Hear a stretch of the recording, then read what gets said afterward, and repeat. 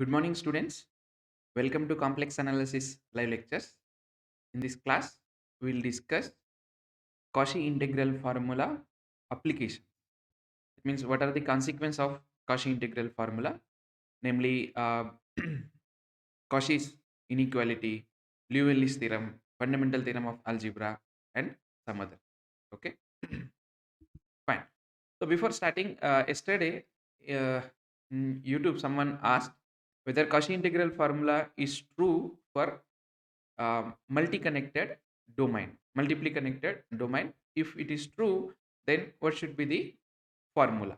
Okay, so one can apply Cauchy integral formula for multiply connected domain also. So I can simply quickly explain without giving much details. It is basically by follows by Cauchy theorem for multiply connected domain. Okay, so I'll write Cauchy integral formula for multiply connected domain.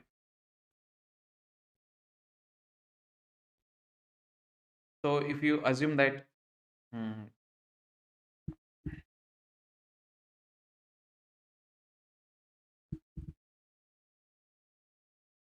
okay, so this is the picture of multiply connected domain.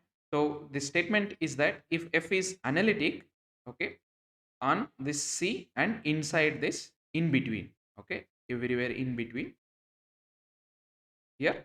Suppose if this is analytic, f is analytic in between these curves, okay, then if you take any point z naught is which is an in between this, okay. Remember, inside c1 or inside this c2 we should not take, these are just like holes, okay. So if you take any point z naught here, then what can we say about f of z naught value? That is the Cauchy integral formula. So f of z naught is nothing but the integration of f of z upon z minus z naught dz over c. Okay, then because these two are in reverse direction, so if you take it in same direction, then you will get as minus integration or summation of f of z. Let me write that, otherwise summation integration of f of z upon z minus z naught over ck. K is from 1 to n, and here 2 pi I. So 2 pi I times f of z value is this. Okay, so remember, this is follows from Cauchy-Goursat theorem for multi-connected domains. So if you take these two, okay, are in same direction, then here you will get, because we want to take it in positive direction, okay, we want to have some positive orientation, then because this is in reverse one, so what we are taking here is just like this.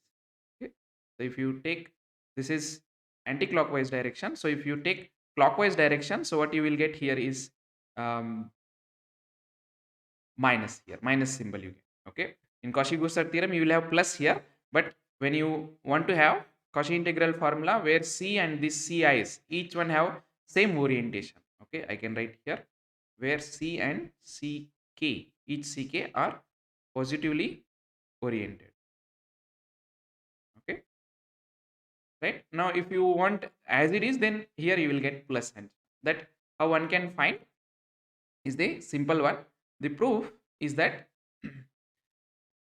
we are applying Cauchy-Goursat theorem for this C and this C case, and one more, which because we have taken Z naught, so for this Z naught, okay, suppose this is our Z naught, then we will consider here around Z naught another one which does not intersect this CIs, okay, where we know that F is analytic everywhere inside. So if you want, you call it this is some other, okay, so ck, whatever you take it in positive direction, right, suppose you call it this is some another curve, call it rho. Okay, then this f is analytic inside and inside this, and this point z naught is interior to this row. Okay, so therefore by Cauchy-Goursat theorem, what we have is integration of c f of z by z minus z naught. That means what we are applying is f, instead of f we are applying f of z by z minus z naught. We can see that this is this new function is also analytic inside this. Okay, dz plus summation integration of f of z upon z minus z naught dz. Okay, uh, or this um, c case, k is from 1 to n, and one another one is there which is integration of this f of z upon, okay, z minus z naught dz over this row. Okay, right, remember here, just let me clarify. If you take it in this as it is in Cauchy-Goursat theorem, then this C and C case will have in different directions. Okay, C and C case will have different directions. Okay, then this what you will have here is, it will be, instead of that, it will be minus you will get here. Okay, because I am taking row in positive direction, right? Or if you want to take it here, plus take in this is a simple, you have to do it plus minus carefully, whether you are taking positive direction or minus negative direction. And when you are applying Cauchy-Goursat theorem, C and remaining this inside interiors, they should have reverse direction. That is the only thing. Okay, so at present this C case are in reverse direction of this one. Okay, so when you take it in positive direction, what you will get here, this is nothing but this is 0. Okay, but this is what you will have here is, this is minus by Cauchy integral formula applied to rho, that we can do it, because inside everywhere it is analytic, this f of z by z minus z naught, and z naught is interior to this uh, closed contour rho. Okay, so this is 2 pi I times f of z naught, this is equal to 0, so you can bring it here, right? Now what, because our C case according to Cauchy-Goursat theorem, they are in reverse direction. Okay, and if you want positive direction, then this f of z upon z minus z naught dz, here you will get is minus. That's all. Okay, um, if you have any problem, just change the notation. Okay, this, where this C case, all those things are in positive directions. Okay, uh, if at all you want make some notation, then you write here where C and Ck prime are positively oriented. That's, this implies f of z naught is 1 by 2 pi I times whatever you are having here. Okay, this is quick explanation for Cauchy integral formula for multi-connected domain. Please go through it in detail. You can write and you will get it. It is basically Cauchy-Goursat theorem. That's all. Right. Now let's quickly see some examples. Then we will move to the applications of Cauchy integral formula. How we can apply this Cauchy integral formula? Examples we'll see. Suppose evaluate integration of let me take e power 2 times z upon z power 4 dz over c, where c is the unit, this disk mod z is equal to 1. Okay, now if you want to quickly apply this, this is f of z. Okay, and so you can consider f of z is equal to e power 2z. We know which is actually, it is an entire function, so it is analytic everywhere. Okay, so in particular it is analytic on this c also. And if you take z naught is equal to 0, okay, this will become interior to our curve c, right? So therefore integration of c e power 2z upon z minus z naught, which is 0 whole power 4. So this you can write as 3 plus 1. That means basically we are applying Cauchy integral formula for derivatives. Okay, this is nothing but 2 pi I, because if we see what is what is Cauchy integral formula for derivatives, f nth dash at z naught is 1 n factorial by 2 pi I into integration of f of z minus z naught whole power n plus 1 dz over that curve, right? So therefore this value is nothing but 2 pi I time into n factorial by whether we have anything, this should be n factorial should be below. Okay, 2 pi I by n factorial, this will come here into fn of z naught, right? Fine. So therefore here our n, here our n is 3, so this will become 3 factorial. This is the third derivative. 3 factorial in third derivative and evaluated at z naught. Here our z naught is 0. Okay, fine. So therefore we can see here what is f dash of z is 2 into e power 2z. Okay, then f double dash of z is 4 e power 2z, and f triple dash of z is 8, okay, e power 2z, right? So therefore this implies f third derivative evaluated 0 is 8. This means integration of e power 2z upon z power 4 over c dz is 2 pi I. Okay, 3 factorial is 6 and this is 8. Okay, so whatever that value it is simply 2 3 will get cancelled, 3 2 3, so 8 pi I by. Okay, if at all any calculations are wrong, you just make sure. Okay, but procedure one should. Okay, fine. If we consider the second example, so let's take second example. show that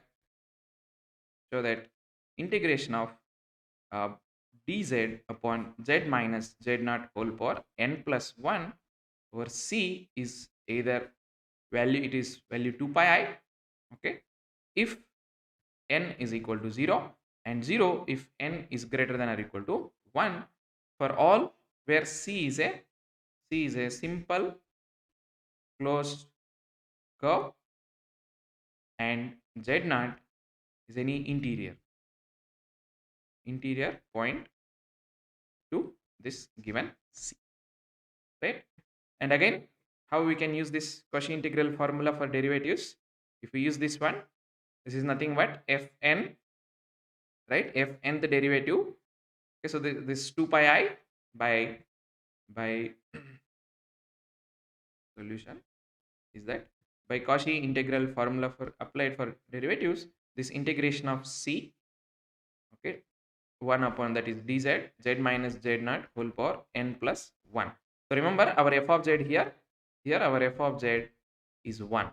Okay, so this is nothing but 2 pi I. So 2 pi, here you have n factorial by 2 pi I. So 2 pi I by n factorial you will get here 2 pi I by n factorial into f nth derivative evaluated at z naught, right?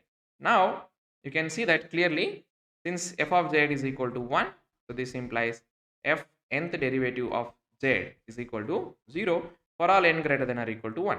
And what is meaning of n is equal to 0? So we know that means we are not derivating anything. This is same as f of z naught. Okay, but f of z is 1, so which is f of z naught is also 1, right? So if you substitute these values, this is nothing but 2 pi I by 1 factorial if n is equal to 0, because this value is 1, and if n is greater than or equal to 1, then this value is 0. Okay? Therefore this is equal to 0, right? So you can take n number of examples and you can solve it. It is not a problem.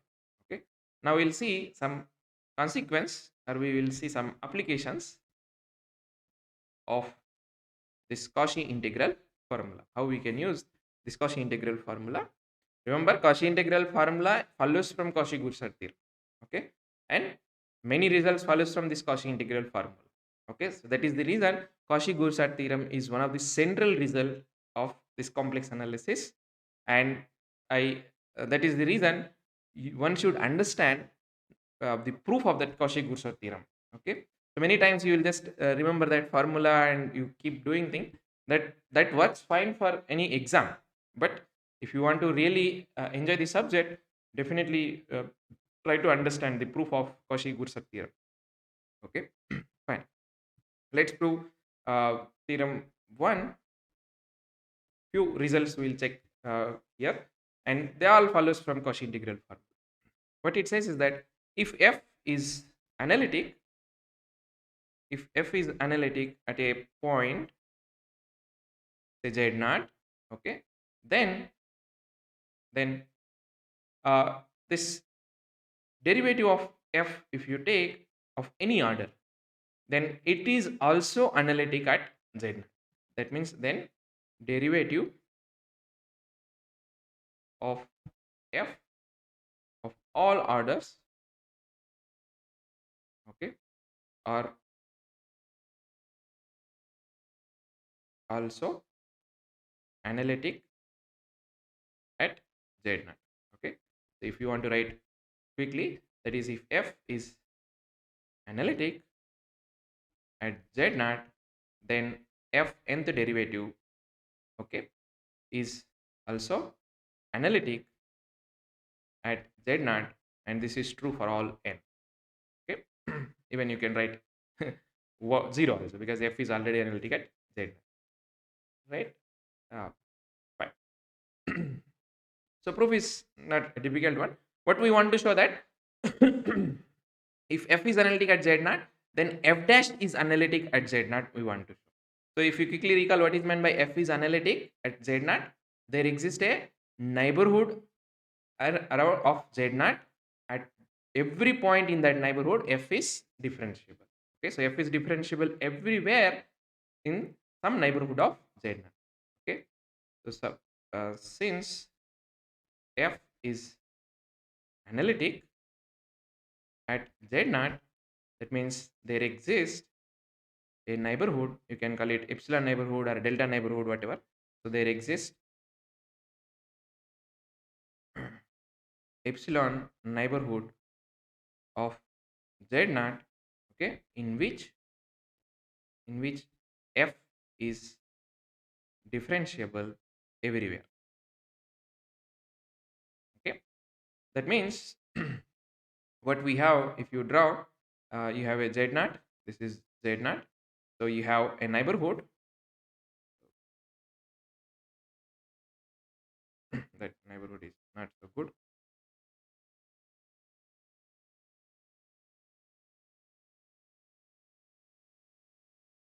Oh, so this is somewhat better. Yeah. So this is our epsilon. Okay, and everywhere f is differentiable. And you can say f is analytic everywhere inside. Okay. Now to apply Cauchy integral formula, what we require is we require a closed contour C where f is analytic inside and on the points of C, right? So we can take now, we can take a contour C. Okay, so this is my C, and I can take, suppose, say, assume that this is let me write this because it is not looking like half, so let me take, okay, okay. So I'll take this much as epsilon by 2. Okay, and this is my C, positively oriented. Okay, therefore I'll take C is the circle. So C is the circle around Z naught, okay, of radius epsilon by 2. Then clearly, then f is analytic, f is analytic inside and on this positively oriented curve C, simple closed curve, right? Therefore, by Cauchy integral formula, what we know is that, therefore, by Cauchy integral formula, f dash of Z naught, okay, you can have even f double dash of Z naught also we can have, which is nothing but 2 by 2 pi I, which is 1 by pi I into integration of f of s by or you can z we are using, so you can use here z, there is no problem. F of z upon z minus z naught whole square into dz, right?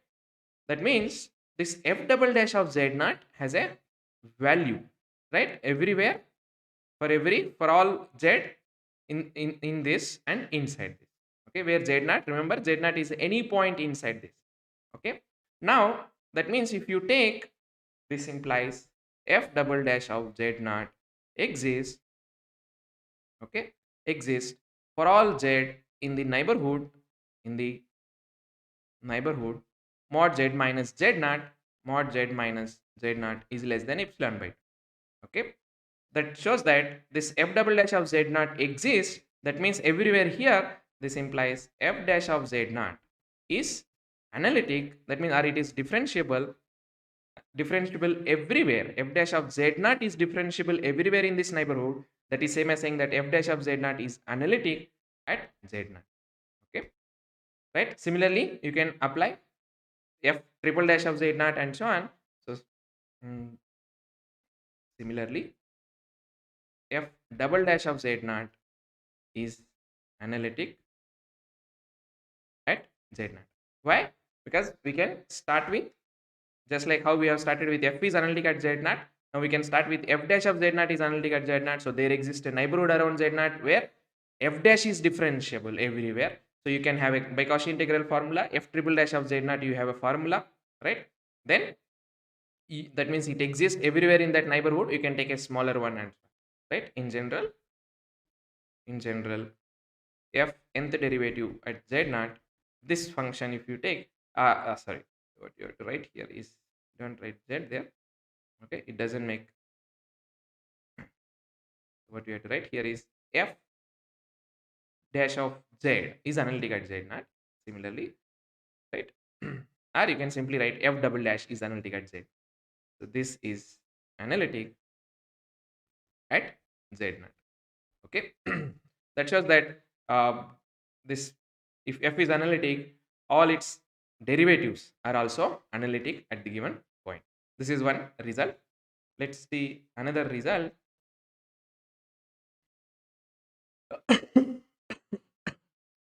You can say it is partially converse of the Cauchy-Goursat theorem. That means let f be continuous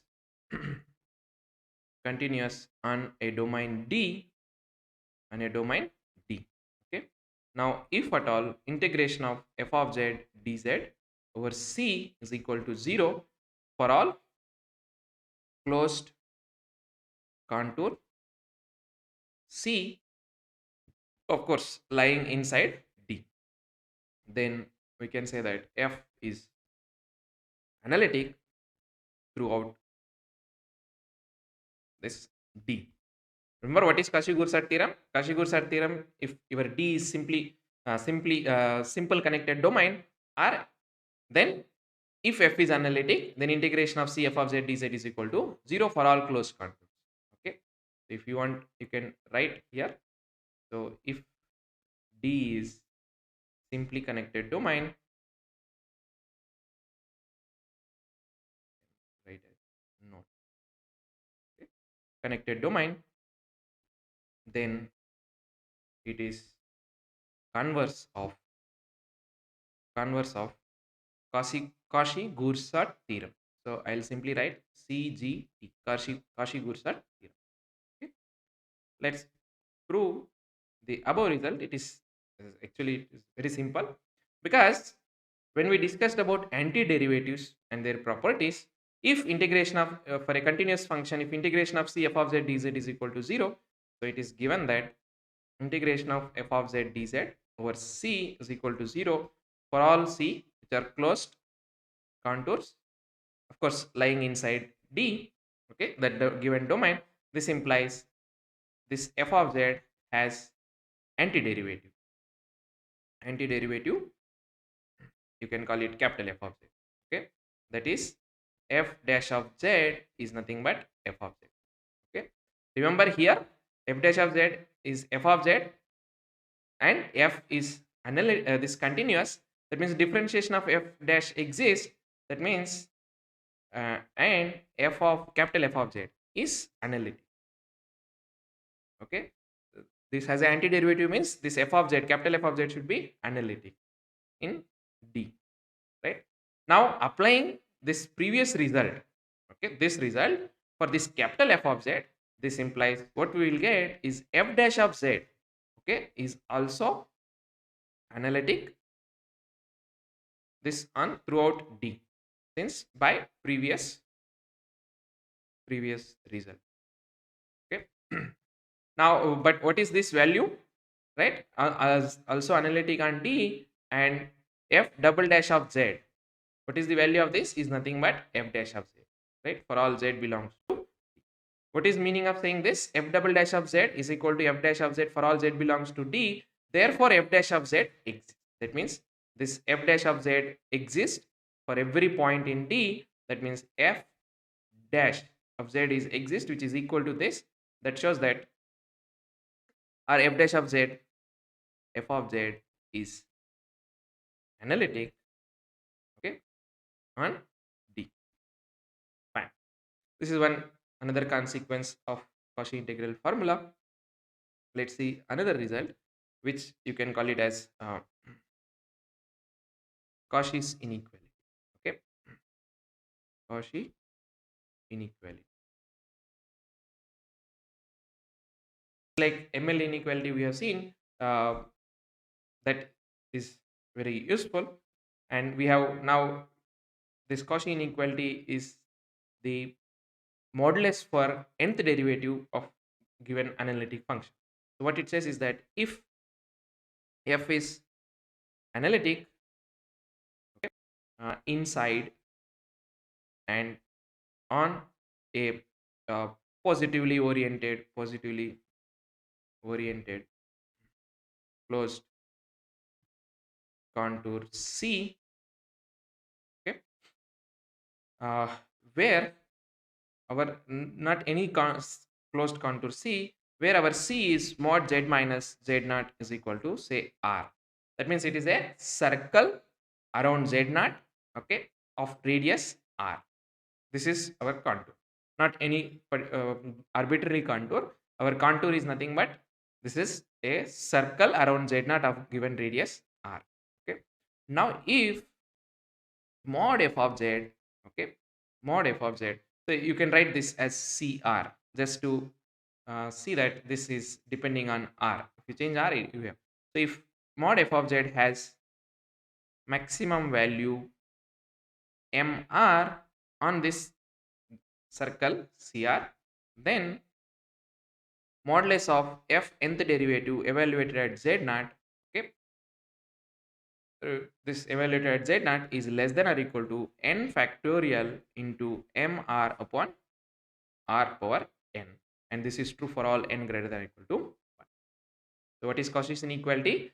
If f is analytic inside and on a given circle whose center is z naught and of radius r, and if at all mod f of z has a maximum value, call it mr, okay, on this CR, then mod fn of z naught is less than or equal to n factorial into mr upon r power n. The proof is not at all difficult one. So proof is follows simply by, because f is analytic and a simple this what we have here is whatever C is our, okay, this is our C positively oriented, and this is our z naught, and this much is our radius r. So by Cauchy directly, because f is analytic inside and z naught is an interior point, so therefore by Cauchy integral formula, what we have here is nth derivative fn of z naught is this n factorial by 2 pi I, okay, integration over CR, this is CR, okay, f of z upon z minus z naught whole power n plus 1 dz, okay, fine. Now on this CR, what is on CR, what is mod z minus z naught is nothing but this radius r. So therefore modulus of integration of fn of z naught is less than or equal to n factorial by, here you will have 2 pi, and what is the maximum value of f of z on CR, that we denoted by mr, okay, into you have here mr upon z minus z naught is r, so which is r power n plus 1, and what is length of this curve, length of this curve is 2 pi r, okay, 2 pi r, because it is a circle of radius r. So what is remaining here is r, 1 r and r will get cancelled, 2 pi will get cancelled, so n factorial times m r upon r power n, right? So therefore modulus of fn of z naught is less than or equal to n factorial into mr, and this is true for any n greater than or equal to 1, because by Cauchy integral formula this is true for all n greater than or equal to 1. So therefore this is also true for all n greater than or equal to 1. This is also true for n greater than or equal to 1. So Cauchy inequality is very much useful when we are finding some derivative of this analytic function at a point. And remember, this is, we have to consider circle, right? Let's see another one. uh, Everything is a consequence of the previous one. Okay, that is one of the famous result, which is called Liouville's theorem. Okay, Liouville's theorem, which says that if f is entire and bounded, so if f is entire and bounded function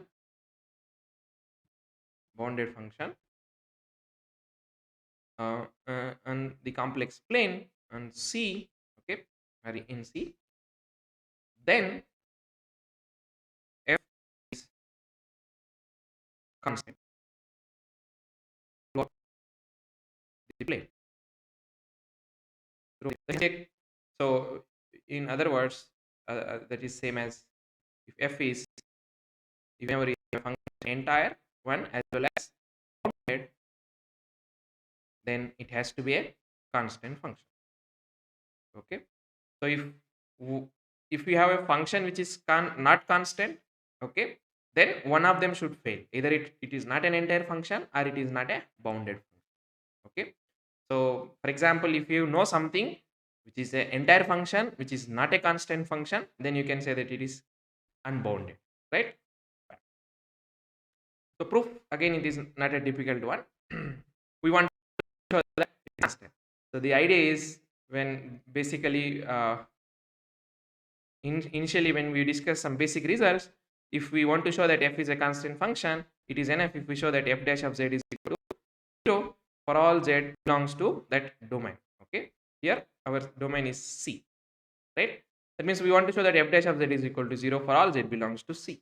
So if you, for n is equal to 1, if we can prove that mod f dash of z naught is less than or equal to something in this right hand side which tends to 0, okay, then we are done, right? So that means we will use this Cauchy inequality to prove this Liouville's theorem.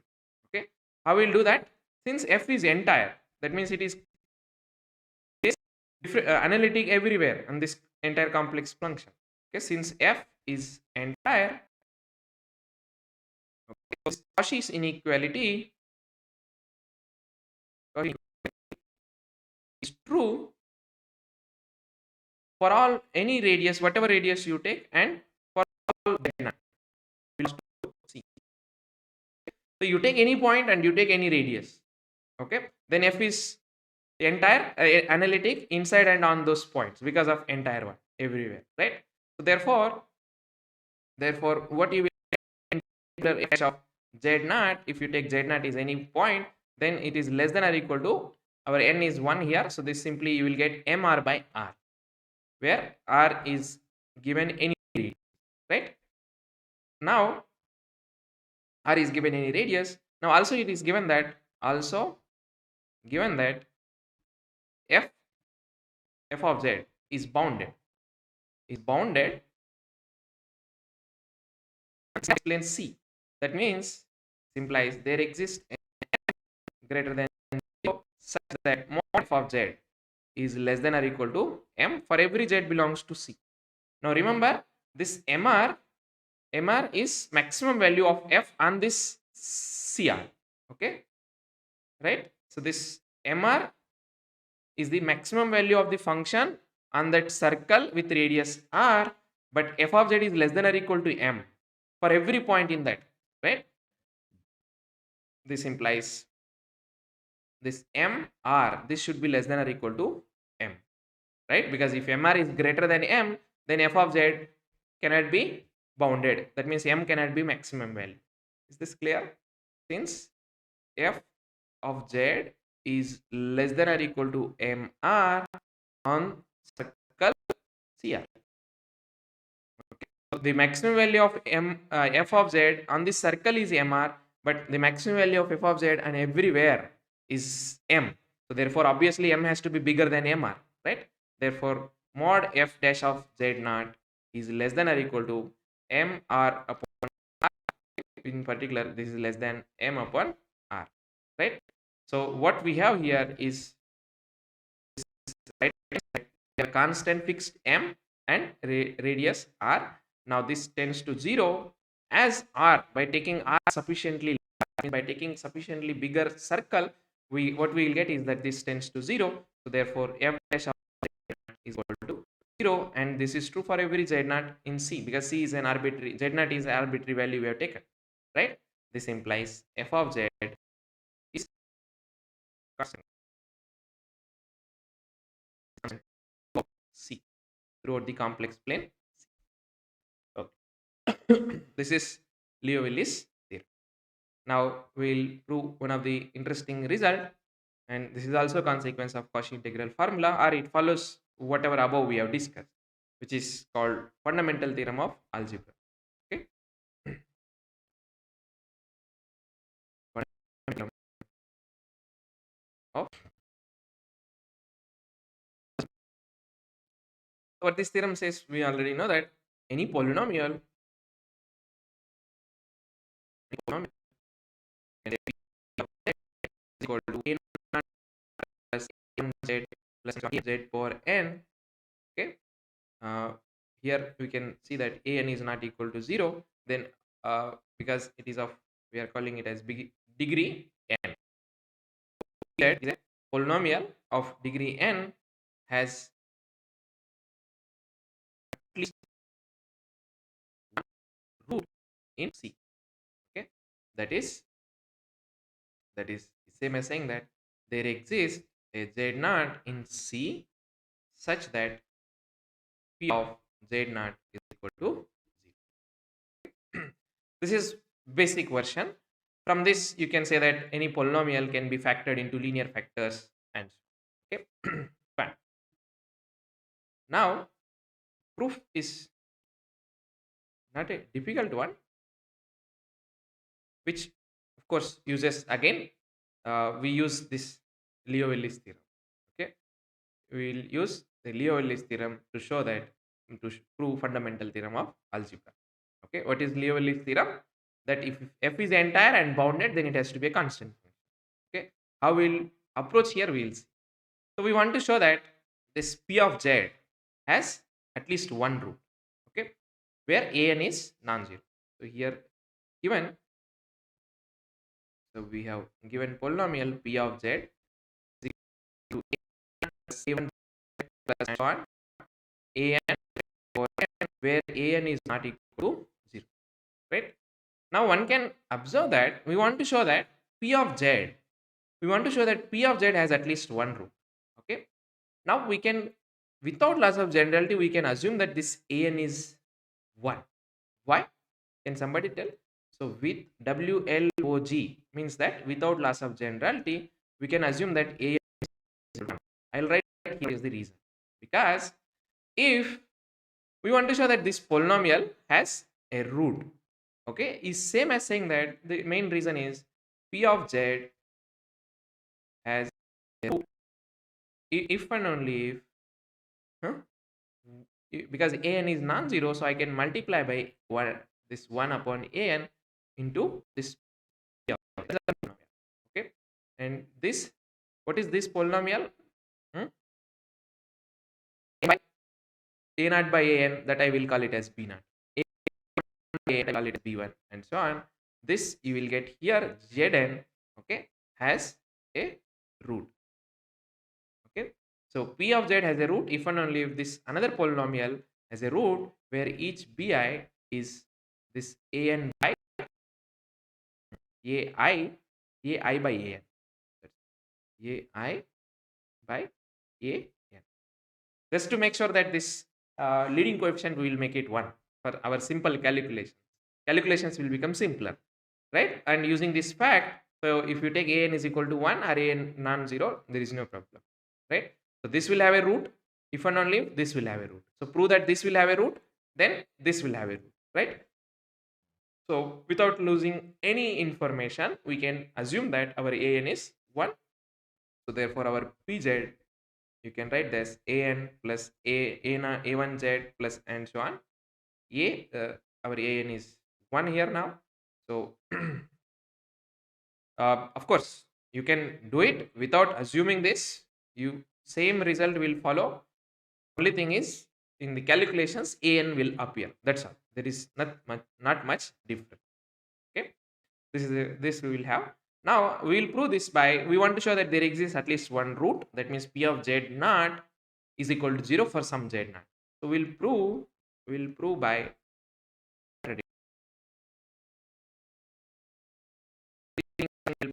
that is assume that p of z is not equal to 0 for all z belongs to C.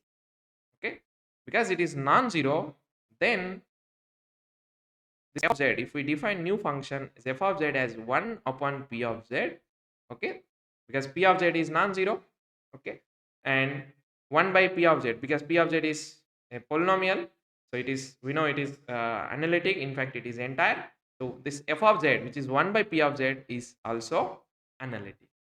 Is analytic, not only analytic, actually it is entire, it is more.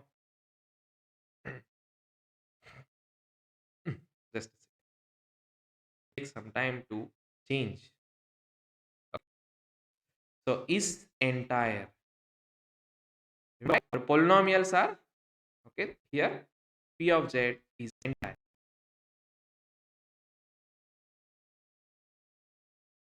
The one of the properties which we have used, if f is analytic, then and f is non-zero, then 1 by f is analytic, and because they are analytic everywhere on C, so therefore they become entire function. Okay, now we will, to apply Liouville's theorem for this function f of z, what we require is this f of z should be bounded. Okay, we got f of z is entire. Okay, now we want to show that this f of z, our claim, we will show that our claim is this mod f of z, that means f of z is bounded.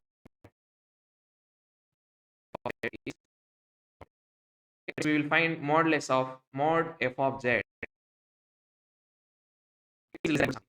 that is nothing but, simplify here,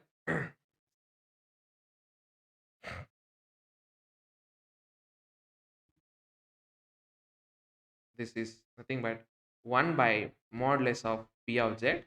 Okay, but that is same as 1 by what is p of z, which is mod a naught plus a1 z plus and so on a n minus 1 z minus 1 plus z, no sir, z power n. Okay,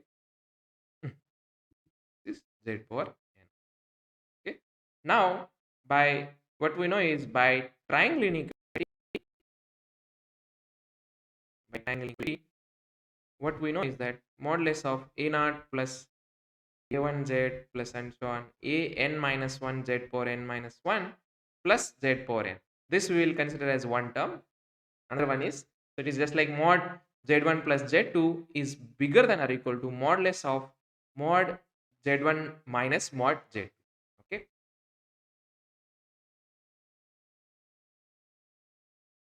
this one minus mod z. Okay, we know already by triangle inequality. So this implies mod f of z, mod f of z, which is 1 upon this one, right, 1 upon this one, so that will be less than or equal to 1 by, that will be less than or equal to 1 by modulus of, one more mod is, okay, modulus of z power n minus mod a naught a1 z and so on plus a n minus 1 z power n minus 1. Okay, and one more mod is, right. Now what we will do is we will take this mod z power n common, so we will try to simplify this further.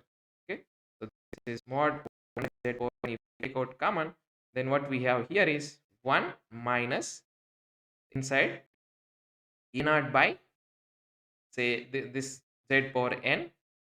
Okay,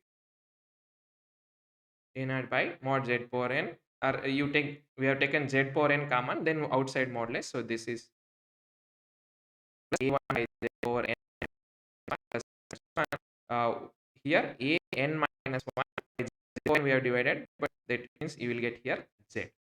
Okay, fine. Now we'll try to simplify this. For that, because it is entire, we have an entire function, right, we can choose a r, okay, radius. That means we are selecting. So choose r greater than 1. Okay, we will take a radius, of course, which is uh, sufficiently sufficiently large, okay, and which is also such that whatever is coefficients a naught, a1 up to an minus 1, this r is bigger than that. Not only that, r is bigger than, I'll tell why we are taking this. There is no magic in that. We have to simplify this further. So that's why we are taking, it is just like going backwards. Okay. So I'll write first this expression, and while simplifying, you will see why we are writing this expression. So I'll write this is 2 times n into aj 1 minus. That is r we will select in such a way that it is bigger than not only coefficients aj's 2 times n times aj. It is always possible. Okay. That means you find all this n times a naught, n times a1 and so on. Okay. Because n is fixed given, then take the maximum value and you take r is bigger than that maximum value. This is always possible. Okay. Then what is this will become? Then modulus of any a j by what this will become here aj, okay, aj will be less than so first we'll simplify, then aj is less than r n, this is for us. Okay. Therefore, and also uh, also then for, if you take mod z bigger than r, that means if you take points modulus value is bigger than r, then what we will have here is this expression mod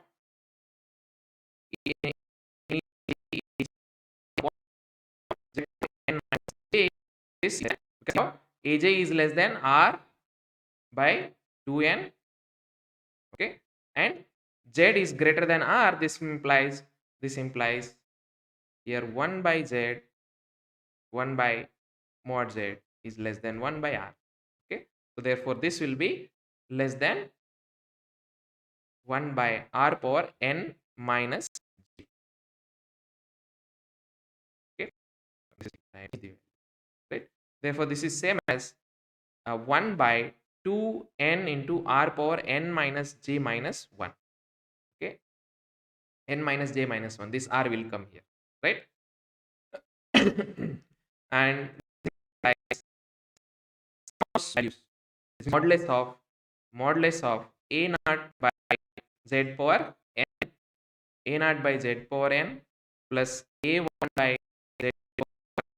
This one we can eliminate here because our r is greater than 1. Our r is greater than 1. So therefore r power n minus j minus 1, that is less than 1. So this is less than 1 by 2 power n. Now what is the advantage here?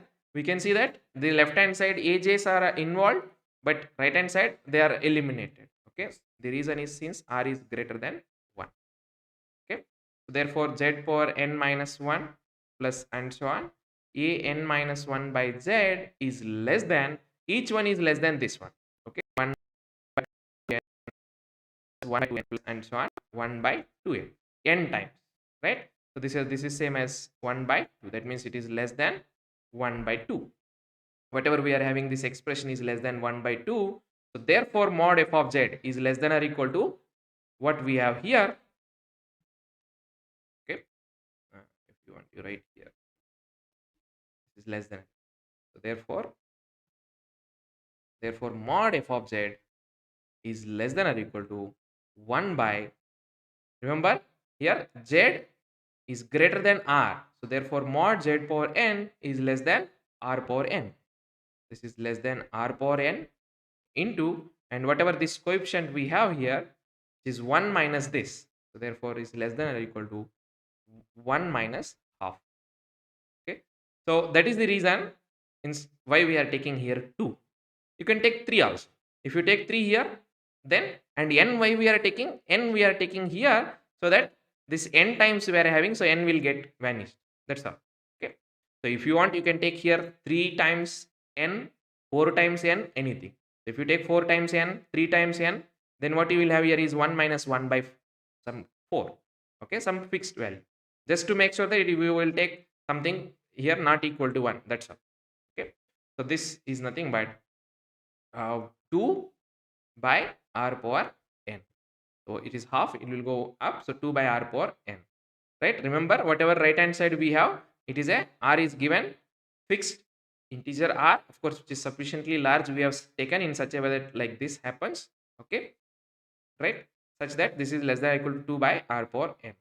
Now whatever we have here, that shows that, so here I can write that for all z such that mod z greater than r. So therefore f of z is bounded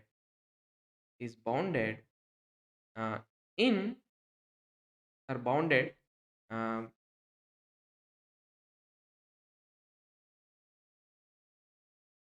in the exterior of the less than or equal to r. Because mod z greater than r means whatever mod z is greater than r is nothing but exterior to this. Okay, exterior to this. And we also know that since f of z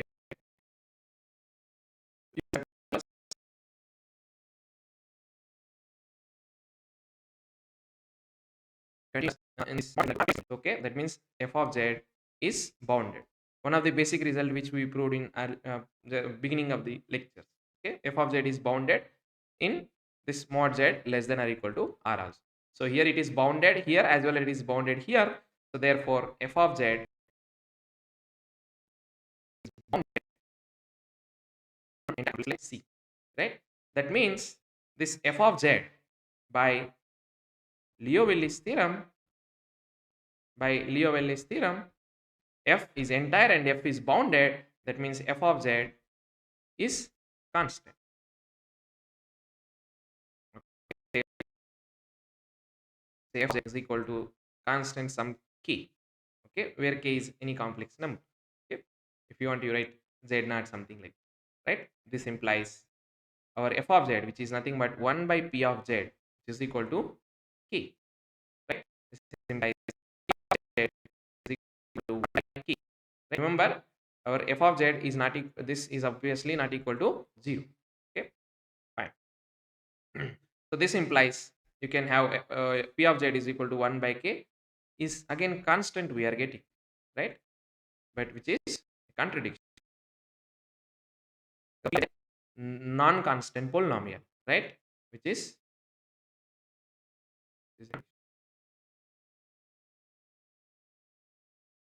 so why this contradiction arises? Because we have assumed that suppose there is no z satisfying p of z is equal to 0. So that is a contradiction. This implies z or p of z equal to p of z naught is equal to 0.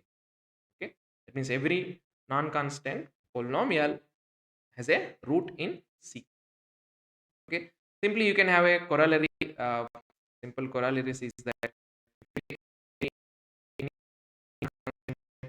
non-constant polynomial p of z, okay, of degree n, then it factors, okay, completely factors into linear, okay, linear factor.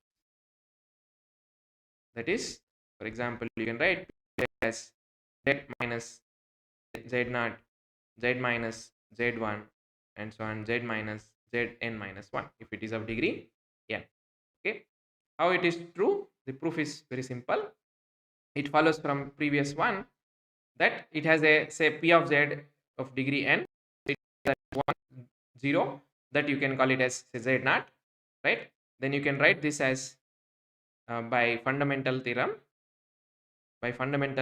of algebra, this p of z you can write as, because say z naught is at least one root, so you can write this as z minus z naught into call it some p1 of z. Okay, now this is of degree where p1 of z is a polynomial of degree n minus 1 because p is a polynomial of degree n and this is only a linear factor, right? Now again applying this fundamental theorem of algebra to p1 of z, what we have here is you can write p1 of z as minus z1 into p2 of z. Okay, so that means you applying again and again, what we'll have is the end, which you can call it as p. This is p naught and p1 and so on. So you will have p of z. Okay, so if you want to write here p of z as z minus z naught as p2 of z, there what you have here is z minus z1 into p2 of z and so on, right? So by repeating this process, what we get is p of z is z minus z naught, then z minus z1, where it will stop until once we have reached to a linear factor. Okay, that itself has a 0. Fine. So these are all some of the consequences of Cauchy integral formula, and we'll see some further results in next class. Okay, we'll stop here. Thank you.